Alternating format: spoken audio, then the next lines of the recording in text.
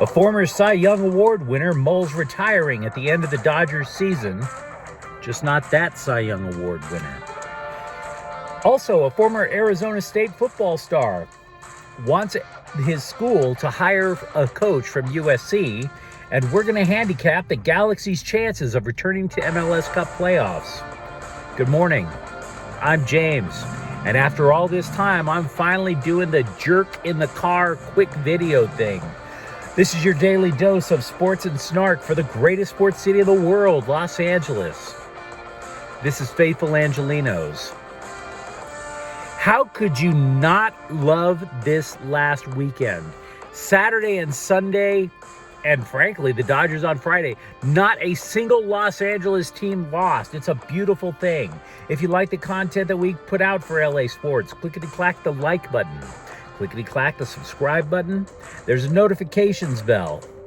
Hit that. It'll let you know when we drop new content. Sharing is caring. Let people know we exist. And by all means, comment. I am not God. I am not perfect. But again, over the weekend, LA was. Now, going through the scoreboard, the Dodgers won for their 7th consecutive time at Oracle Park in San Francisco. Man, don't you love Giants fans suffering. Look, Mookie Betts had an RBI double to break a tie in the 10th inning. Dodgers 4, San Francisco 3. The Rams, meanwhile, they got back on the winning ways. They beat the Atlanta Falcons. They had to hold on, though, 31-27. Matthew Stafford threw 3 touchdowns. If you want more information on it, go to the rapid recap we had of the game yesterday. You'll find it in the Rams playlist on this channel. Also, Carlos Vela scored twice, LAFC 3, Houston 1. Meanwhile, tonight, the Dodgers come back to the Ravine. They're going to take on Arizona. Clayton Kershaw, 8-3, Merrill Kelly, 12-6. David Price, considering retirement after this year. Quote, everything on my body hurts, unquote, he told USA Today. Now, honestly, he wasn't too compelling as a Dodger. I mean, he's 37. He was a Cy Young Award winner and a world champion before he came to L.A. When he came to L.A. as part of the Mookie Betts trade, the Dodgers won the World Series that first year. He opted out due to COVID protocols. So I'm wondering about his health overall, but hey, that's not my concern. It's just random chatter. He was basically a shell of his own, of his former self by the time that he came to LA. Matter of fact, in order for the Mookie Betts trade to happen, the Dodgers had to agree to take on his contract. He had lost so much stuff from his prior glory days.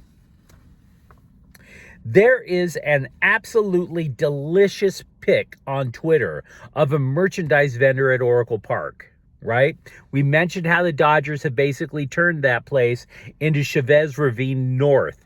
And by the way, the stadium does have a solid swath of blue when you go there now. Well, anyway, you go and there's a merchandise vendor up there who is selling nothing but Dodger swag. And man, did that piss off the Giants fan. When asked for a response, the Giants replied, well, it's not like we're making any money selling our hideous crap. You guys aren't showing up for it. No, I'm kidding. They didn't say that. But they did say that the vendor was a third party who usually sets up like vintage and throwback stuff at his little kiosk. Quote, we were assured he will stop selling Dodgers merchandise. Selling Dodgers merchandise will not happen again. Okay. There's plenty of places around here to get your championship gear coming up. Tony Gonsolin should pitch in the postseason. But Dave Roberts is being vague about what Tony Gonsolin can and can't do. He will pitch, quote, in some capacity, unquote. No idea what the hell that means. None. Busy week, though, for Dave Roberts. You know, the Dodgers, they acquired Joey Gallo at the trade deadline, and one of the things Roberts chatted up recently was the very first conversation that he had with Gallo after the Dodgers traded for him. Quote, we talked a little bit about New York. Gallo wearing a hoodie and being ashamed, embarrassed, not wanting to leave his house. And for me, I was just saddened. And honestly, to hear Roberts talk about Joey Gallo's mental state, having basically been ground into a fine powder in the crucible that is Yankees fandom, yeah, I can see it. I can understand. So anyway, it's always nice to see somebody being happier with new digs. Andrew Friedman, by the way, says Freddie Freeman has exceeded expectations with the team this year. Not just because of the hitting, not just because of the steady play at first base, but of, quote, the way he's gotten guys to take pride in playing every day, unquote. In other words, Freddie Freeman has brought a new level of accountability to an already professional clubhouse. Tyler Anderson's wife gave birth, by the way. He's going to be back with the team now. He should pitch as early as Tuesday. And regarding that whole thing with the Giants, you might recall about a month or so ago, there was a San Francisco reliever, Harlan Garcia, who mocked the Dodgers doing this head bumping thing. And how when he mocked the Dodgers doing it, the Dodgers got him back and they mocked him back. And it got, there was heated words being exchanged. Pearls were clutched, the whole deal. Well, anyway, Mookie Betts said during one of the games over the weekend, he actually got a high five from Garcia. In other words, the beef on that level has been quashed.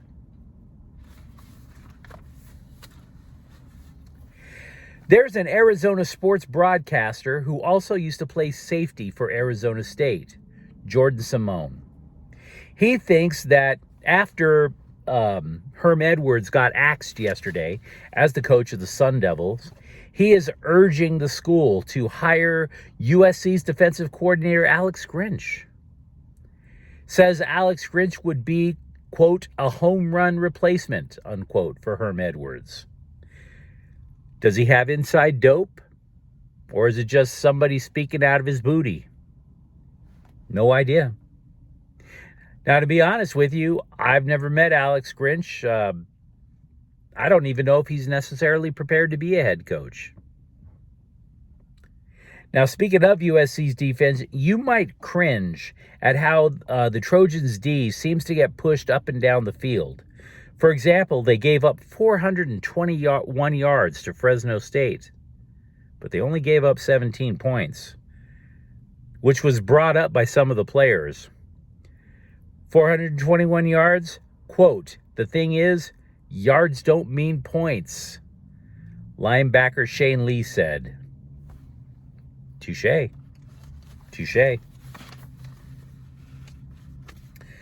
So let's look ahead for the LA Galaxy. We already know LAFC is going to MLS Cup playoffs, but the LA Galaxy chances, honestly, talking about it is very compelling, I must say, the schedule. Here's the deal. They have 3 games left. Now, when they had 5 games left at this time last week, MLS Soccer said that LA would need 8 points out of their last 5 games to probably qualify for a spot. Well, they got 3 of those points on Saturday. So that leaves a minimum of 5 points out of the remaining 3 games, if their estimations are correct. It's not a guarantee, it's just an estimation. And without knowing a lot about the Galaxy, you would think that the blue, white, and gold have a decent shot. Because after all, they're going to play bottom-feeding San Jose this weekend. And then equally bottom-feeding Houston on decision day. That's 2 of the 3 games right there. You'd think they'd be able to win both and get 6 points, and then that's the end of it. You would be wrong. Those are not gimmies. LA lost to San Jose. LA lost to the Houston Dynamo. And by the way, the middle game of those 3, that's against Real Salt Lake. They're currently tied, the Galaxy are, with Real Salt Lake. So that game is going to be a bit of a shootout. Could have as many as 9 points. They could theoretically win one game, tie the other two, get the 5 points, which would equal 8, and still miss out. The following is merely a question for UCLA football fans. It's just a question. I confess I didn't watch the South Alabama game. I worked graveyard at the hospital, had to sleep sometime. But while it is true that the Bruins are 3-0, do you see them beating Washington, Utah, Oregon, SC? If you can't, and honestly, after the South Alabama game, it's getting a little hard to envision that. If they lose all 4, they're going to be perilously close to not being bowl eligible. So my question is, or 2 questions. 1, how concerned are you about bowl eligibility? And 2, regarding the South Alabama game, did the defense regress? Because that offense should not have been in a position to where the Bruins had to rally to win that game in the last minute. But these are just questions. I don't want to comment and say I know when I didn't even watch the game when I was sleeping, right? Let me know what you think in the comments thread. I'm actually genuinely curious.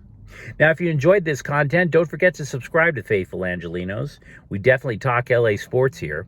Thanks for watching. I'm James. We'll be back tomorrow, and I won't be behind the wheel of a car while I'm yakking away. Faithful Angelenos is a Corte El Queso production. Take care.